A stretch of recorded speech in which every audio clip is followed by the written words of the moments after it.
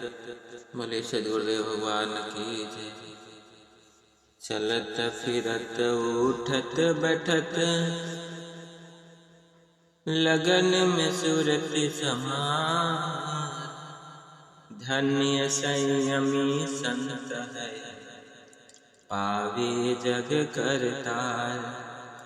भजन तभी होता है जब उस परम प्रभु में लगातार एक रूप से चलते फिरते उठते बैठते आठों याम सूरती उस गुरु लक्ष्य में लगी रहे। जब एक तार निरंतर प्रवाह उस प्रभु में चलता है तब वह संयमी साधक परम पुरुष जग रचयिता को प्राप्त करता है।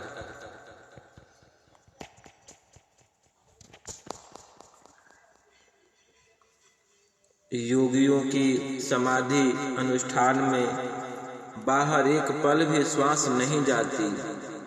वह अहर्निश उस परम प्रभु में लगी रहती है।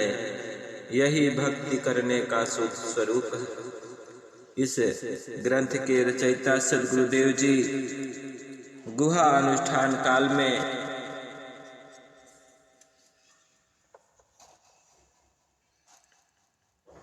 ऐसी ही स्थिति रही है। इसकी चर्चा उस काल में देखे हुए प्रेमी सज्जन जन आज भी करते हैं। मनवरई ना के करे 5 बचे सो संग। शून्य महल बैठक बने लीला अद्भुत रंग। मन और विषय भोग प्रपंचों को उनके मूल कारण में लय एवं शांत करके योगी अपने स्वरूप में स्थित होकर योग के अद्भुत दृश्य को देखता है। आकाश, वायु, अग्नि, जल और पृथ्वी ये 5 तत्व और शरीर के अंदर इनके अलग अलग करण हैं। 10 इंद्रियां, 10 प्राण, चतुर्थ अंतःकरण और मूल करण प्राकृतिक ये 25 तत्व।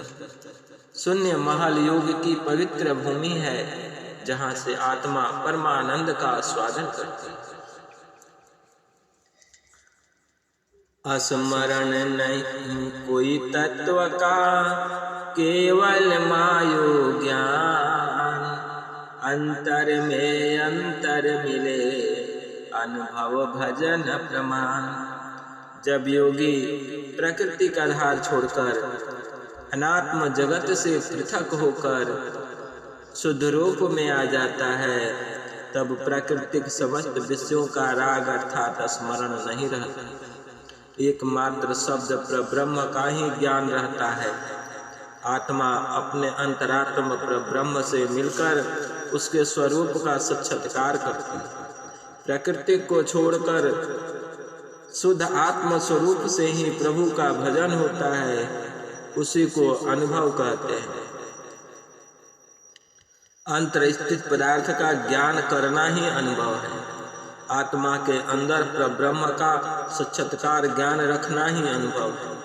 अनुभव में पूर्णता प्राप्त हो जाती है और समस्त विषयों का प्रत्यक्ष ज्ञान हो जाता है। यही अनुभव भजन का लक्षण है। योगियों के निर्भ्रांत तत्व ज्ञान का प्रमाण है।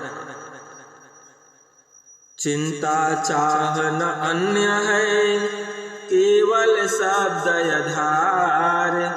अंतःकरण पवित्र है शुद्ध हंस वही पाओ। जिसे किसी पदार्थ की इच्छा और उसकी प्राप्ति की चिंता नहीं, एकमात्र शब्द ब्रह्म का चिंतन और अवलंबन है, वही अंतःकरण का पवित्र शुद्ध हंस इस संसार सागर को पार करता है। संप्रदाय मत भेष जग मानव पवन के साथ। अंतर अमत मत अंत है संत अमत मत अंत है। अमन रहस्य सनाथ। संसार के सभी आधुनिक संप्रदाय प्राकृतिक मंडल के अंदर मन और पवन के साथ ही अपने सारे कर्म कलापों का व्यवहार करते हैं। कर्म कीच की मैल को कर्म नहीं धो सकता, उसके लिए विशुद्ध जल प्रवाह की आवश्यकता है। इसलिए संत मत सभी भेष संप्रदायों के कर्म व्यवहार से अलग अमत मत है, जिस मत में मन पवन की क्रिया होती है, प्राकृतिक चक्र प्रवाह में गमन होता है और मन उन मतों से भिन्न चेतन अनुभव मार्ग संतों का। इसलिए यह अमत अर्थात मत नहीं है जहाँ पर मन बुद्धि और प्राण की गति नहीं जाती, अंत हो जाती है। उसी काल में मन रहित अमन योगी स्वबल अर्थात सनाथ होकर सद्गुरु अनुभव भेद रहस्य से ब्रह्म की प्राप्ति कर परमानंद महान सुख को प्राप्त करता है। सभी संप्रदाय मन पवन के साथ होने से प्राकृतिक मंडल के हैं और प्राकृतिक से अलग होने के लिए प्राकृतिक पार साधन चाहिए। जो साधन संत मत में है, जहाँ पर मन बुद्धि एवं प्राण से रहित होकर शुद्ध आत्म प्रकाश से ही अनुभव साधन क्रिया प्रारंभ होती है। इसलिए इस दोहे में ग्रंथकार ने संत मत को मत न कहकर के अमत मत कहा। प्राकृतिक पार चेतन पथ को प्राप्त करने वाले मत को संत मत कहते हैं। संत आदि गुरु का नाम भी है, इसलिए संत द्वारा प्रचारित मत को संत मत कहते हैं। मन के ज्ञान विराग में सारे भेष समाज, अमत ज्ञान वैराग्य पर संत सिद्ध सब काज। समस्त भेष अर्थात संप्रदाय में मन के अंदर ही उनके ज्ञान और वैराग्य है, किंतु ब्रह्म विद्या विहंगम योग मार्ग में प्रवैराग्य से ही योगी अपनी चेतन क्रिया द्वारा जीवन की महान पुण्यता अर्थात परमानंद की प्राप्ति करता है। आत्मख्याति अर्थात आत्मभूमि में स्थित हो जाने पर प्रकृति के त्रिगुणों के से योगी रहित हो जाता है और इस त्रिगुणातीत असंग योगी को समस्त कार्य एवं प्रभु प्राप्ति रूपी महान फल प्राप्त होता है। पर और अपर दो प्रकार के वैराग्य होते हैं। विहंगम योगी पर वैराग्यवान होता है। पर वैराग्यवान में त्रिगुण के द्वंद्व भाव का त्याग हो जाता है और आत्मभूमि पर स्थित होकर वह योगी ब्रह्मानंद अमृत सोम रस का पान करता है। इस पद में पर वैराग्यवान संत को आध्यात्मिक लक्ष्य की प्राप्ति होती है, यह उपदेश किया गया है। मन के ज्ञान वैराग्य में विषय तृष्णा रहित होना असंभव है। मन का ज्ञान विराग क्षणिक होता है और प्राकृतिक वासना से जीव विलग नहीं हो सकता। विहंगम योग की प्रारंभिक अवस्था में ही मन का साथ छूट जाता है और वह पर वैराग्यवान आत्मभूमि से ही परब्रह्म प्राप्ति के लिए प्रयत्न करने लगता है। इसलिए विशुद्ध पथ अमत संत मत सर्वश्रेष्ठ तथा माननीय है।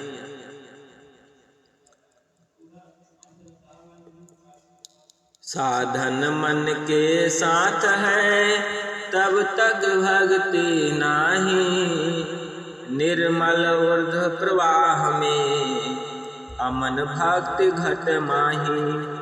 मन के साथ जब तक साधन होता है तब तक भक्ति नहीं होती। मन का साथ छूट जाने पर चेतनात्मिक शक्ति का पवित्र विकास प्रारंभ होता है। मन का साथ छूट जाने पर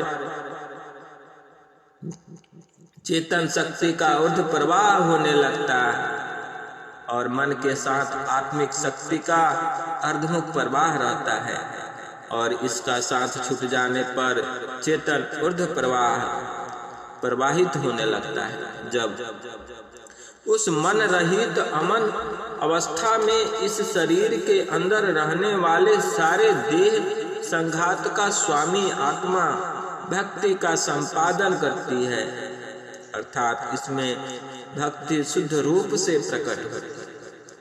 शुद्ध आत्मा से प्रभु प्राप्ति के लिए जो प्रयत्न होता है उसे भक्ति कहते हैं। भक्ति में मन, बुद्धि, प्राण और इंद्रिय जगत के समस्त कर्म छूट जाते हैं। वाणी, अनहद, अजपा, शून्य एवं लय सभी का संबंध छूट जाता है और ईश्वर के प्रति एक अनन्य अवस्था प्राप्त होती है। उस प्रेम की प्रगाढ़ अवस्था को भक्ति कहते हैं।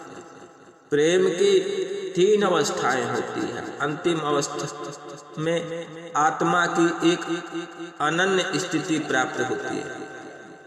भक्ति की यही सर्वोत्कृष्ट भूमि है जहाँ पर एक अनन्य आराध्य के अतिरिक्त दूसरी कोई वस्तु आत्म अनुभव में नहीं रहती।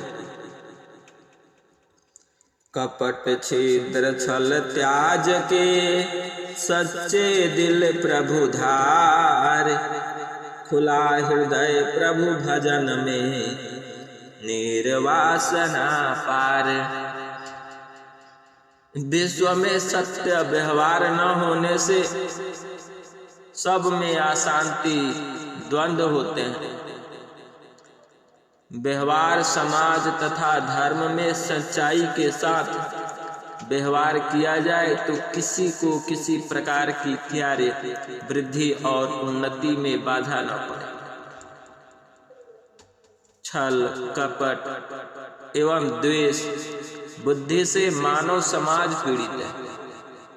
इसी प्रकार अध्यात्म क्षेत्र में आगे बढ़ने के लिए आवश्यक है कि वे इन संसारी व्यवहारों को छोड़कर शुद्ध हृदय से अध्यात्म पथ पर चले।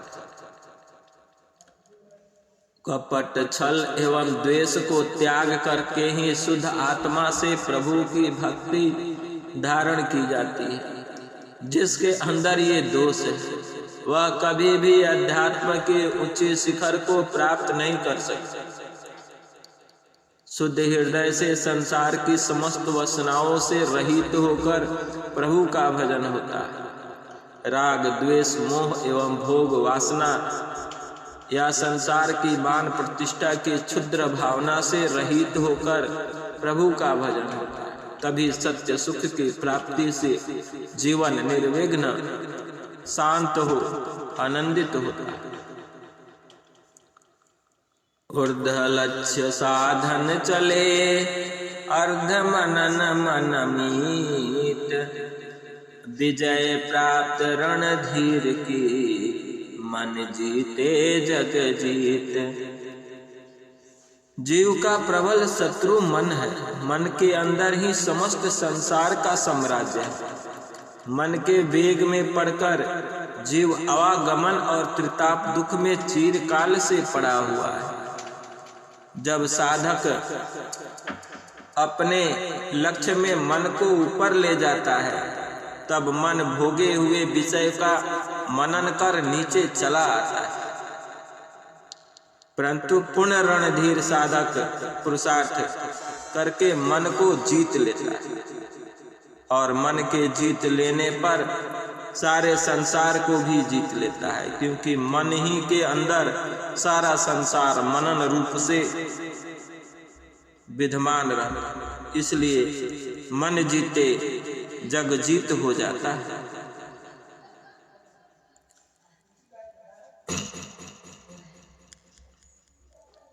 धीर मनीषी जीत मन, पुण्य मनोरथ काम, मना महाबल शक्ति को जाने वे निष्काम।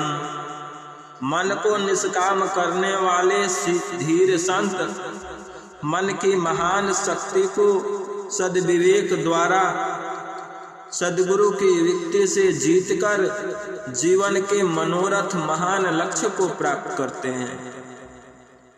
मन पर विजयी होय कर ब्रह्म प्राप्ति कर संत, मन वांछित फल वे मिले नर जीवन कर अंत।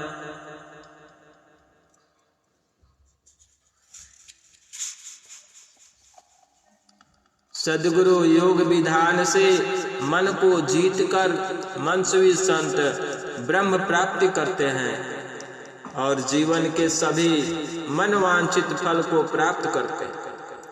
प्रभु शरण में धर्म अर्थ काम और मोक्ष ये चारों फल प्राप्त होते हैं।